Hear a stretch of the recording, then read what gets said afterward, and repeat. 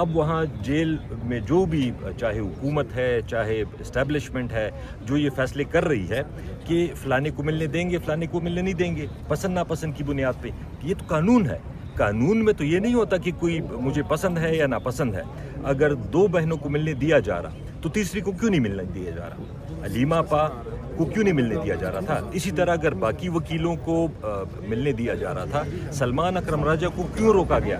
اصل چیز تو یہ ہے کہ ہم سب کو یہ سوال پوچھنا چاہیے کہ آیا یہ ملک کسی آئین قانون کوئی طریقے پہ چلے گا یا ذاتی پسند ناپسند کی بنیاد پہ چلے گا؟ بات چیت ہو رہی ہے کیا؟ یہ پچھلے دنوں آپ کے کئی اہم لیڈر ذمہ دار جو تھے انہوں نے کہا کہ اسٹیبلشمنٹ سے بات چیت کا ٹاسک دیا ہے خان صاحب نے. اس کی تو میرے خیال میں خان صاحب نے کل تردید بھی کر دی ہے. اور دوسری بات یہ ہے کہ اگر اسٹیبلشمنٹ سے بات چل رہی ہوتی تو یہ ہمارے ساتھ یہ رویہ ہوتا.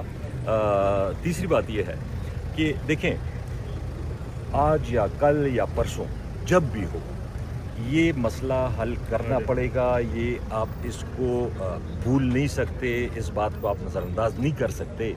عمران خان صاحب اس ملک کے اس وقت سب سے پاپولر لیڈر ہیں. تحریک انصاف اس وقت اس ملک کی سب سے بڑی پولیٹیکل پارٹی ہے، پاپولر پارٹی ہے.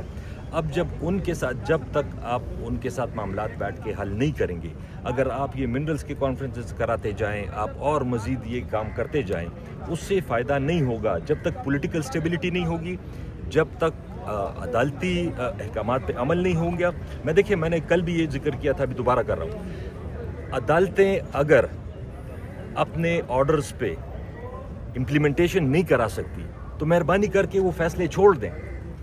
کیوں کاغذ ضائع کرتے ہیں؟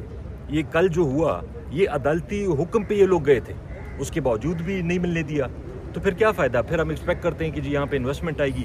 جس ملک میں آئین نہ ہو، قانون نہ ہو، عدلیہ نہ ہو، عدلیہ کے امپلیمنٹیشن نہ ہو، تو اس ملک میں کوئی انویسٹمنٹ نہیں ہوگی. کل کی ملاقات کے بعد تنقید کی جاتی ہے. سلمان اکرم راجہ صاحب نے بیرسٹر گوہر پر بڑی تنقید کی کہ ان کو بھی نہیں ملنا چاہیے یہ تھا. تو آپ کو لگتا ہے کہ بیرسٹر گوہر صاحب کا فیصلہ درست تھا اور ملاقات کرنے کا خان صاحب کا ان کو اختیار تھا کہ وہ ملاقات کر سکیں؟ دیکھیں یہ تو سلمان اکرم راجہ صاحب اس بات پہ واقعی ناخوش تھے کہ اگر مجھے نہیں ملنے دیا جا رہا تو سالیڈیرٹی کے طور پہ باقی وکیلوں کو بھی نہیں ملنا چاہیے تھا.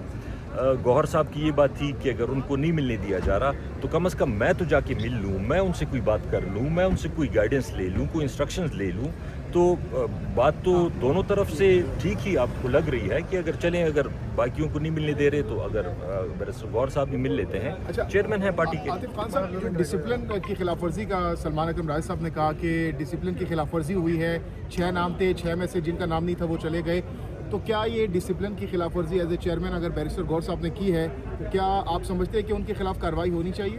دیکھیں پہلی بات تو یہ ہے کہ وہ تو چیئرمین ہیں، تو چیئرمین تو ظاہری بات ہے ان کا استحقاق ہے. وہ جب خان صاحب ان سے ملنا چاہتے ہیں، جب وہ خان صاحب سے ملنا چاہتے ہیں، تو اس پہ تو ہم ان کے خلاف کیا کوئی ڈسپلن ریئیکشن لیں گے.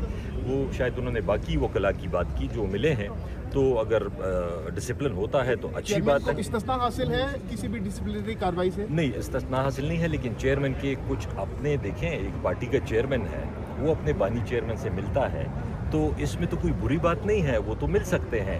اگر باقی وکلاء جو کہ چیئرمین نہیں تھے اور پارٹی نے فیصلہ کیا تھا کہ جن کے علاوہ کوئی نہیں ملنا چاہیے، تو اس پہ سلمان اکرم راجہ صاحب جنرل سیکرٹری ہیں. وہ جو بھی ملاقات پہ نہیں ہے، ملاقات کی وجہ سے اعتراض اس بات پہ کہ disciplinary action barrister Gohar as a chairman ان پہ ہونا چاہیے، کیا اس سے بالا تر تو نہیں ہے؟ بالکل بالا تر تو کوئی بھی نہیں ہے، لیکن دیکھیں آپ اس ملک میں دیکھیں پریزیڈنٹ کو بھی کچھ اختیارات حاصل ہوتے ہیں، پرائم منسٹر کو بھی ہوتے ہیں. تو اگر پارٹی کے چیئرمین کو ان کو بھی کچھ نہ کچھ اختیار تو حاصل ہونا چاہیے. اگر وہ اپنے بانی چیئرمین سے مل لیتے ہیں تو ٹھیک ہے، اگر نہیں ملتے وہ یہ فیصلہ کرتے کہ جی ان کو نہیں ملنے دیا جائے. صاحب نے اب سے کچھ لمحے پہلے کہا ہے کہ کچھ لوگ نہیں چاہتے کہ مذاکرات ہوں بیک ڈور میں، تو یہ کون سے لوگ ہیں آپ کے خیال میں؟ پارٹی کے اندر ہیں، پارٹی کے باہر ہیں، کون سے لوگ ہیں؟ یہ تو آپ کو بیرسٹر گوہر صاحب سے پوچھنا چاہیے تھا کہ وہ کن لوگوں کی طرف اشارہ کر رہے ہیں، مجھے اس کا نہیں پتہ. عاطف صاحب، تیمور جھگڑا اور آپ کے بارے میں جب بات کی گئی، علی امین گنڈا پور صاحب نے بات کی، تو کیا یہ پارٹی پالیسی کی خلاف ورزی نہیں تھی؟ اگر تو